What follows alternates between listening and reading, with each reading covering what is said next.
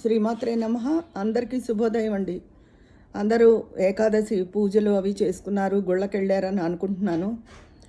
నేను మొన్న భీష్మాష్టమి రోజున చేశాను సోమవారం, బుధవారం ఏకాదశి అని. ఆ రోజు చెప్పడానికి కారణం, సాయంత్రానికి ఏకాదశి వచ్చింది.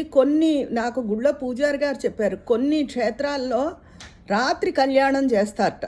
అందుకని ఆ రోజు ఏకాదశి అని చెప్పడం జరిగింది. అదే నేను మీకు చెప్పడం జరిగింది. కానీ తీరా మిగులు గురువారం ఉంది, అందుకని గురువారం అయింది అని మళ్ళీ నిన్న సవరణ ఇచ్చాను.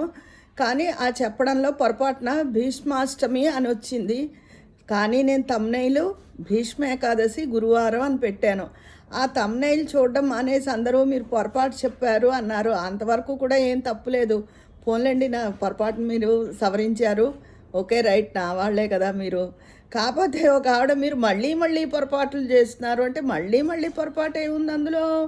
సోమవారం నిజంగానే భీష్మాష్టమి, మంగళవారం నవమి, బుధవారం సాయంత్రానికి ఏకాదశి వచ్చింది. కొన్ని క్షేత్రాల్లో కళ్యాణం చేస్తున్నారు కాబట్టి పూజారి గారు బుధవారం భీష్మ ఏకాదశి అని చెప్పడం జరిగింది. అదే నేను మీకు చెప్పాను.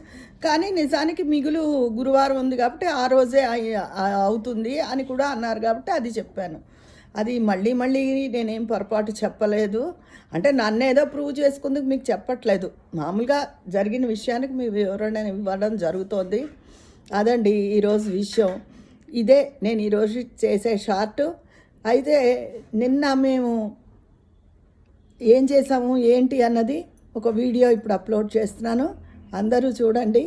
ఉంటాను మరి. మరొకసారి అందరూ చక్కగా ఏకాదశి పూజలు చేసుకున్నారని అనుకుంటున్నాను.